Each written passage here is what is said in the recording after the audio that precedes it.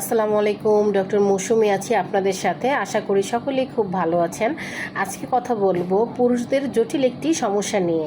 সমস্যাটার নাম হচ্ছে দ্রুত বীর্যপাত। তো আসুন আমরা জেনে নেই কী কী কারণে সাধারণত পুরুষদের এই সমস্যাটা হয়ে থাকে। প্রথম কারণ হচ্ছে যদি কোনো পুরুষের অতিরিক্ত মাস্টারবেশন অথবা হস্তমৈথুনের অভ্যাস থাকে, সেই ক্ষেত্রে এই সমস্যাটি দেখা দেয়। দ্বিতীয় হচ্ছে যদি আপনার পর্যাপ্ত পরিমাণে ঘুম না হয় অথবা আপনি কোনো টেনশনে থাকেন, সেই ক্ষেত্রে এই সমস্যাটা দেখা দেয়।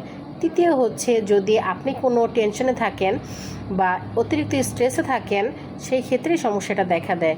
চতুর্থ হচ্ছে যদি আপনার ডায়াবেটিসের সমস্যা থাকে, তাহলেও কিন্তু এই সমস্যা দেখা দেয়। পঞ্চম হচ্ছে যদি আপনার প্রস্রাবে কোনো ইনফেকশন থাকে বা প্রস্রাবে কোনো ধরনের জ্বালাপোড়া থাকে, সেই ক্ষেত্রে সমস্যা দেখা দিতে পারে।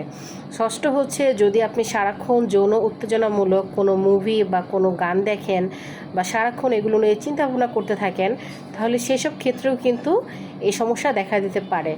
তাই এই সমস্যাগুলো হলে অবশ্যই আপনারা দ্রুত চিকিৎসা নিন, কারণ কোনো রোগী ছোট নয়।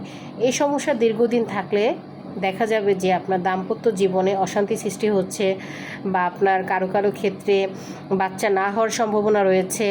তো অবশ্যই দেরি না করে এটা সুষ্ঠু চিকিৎসা নেবেন।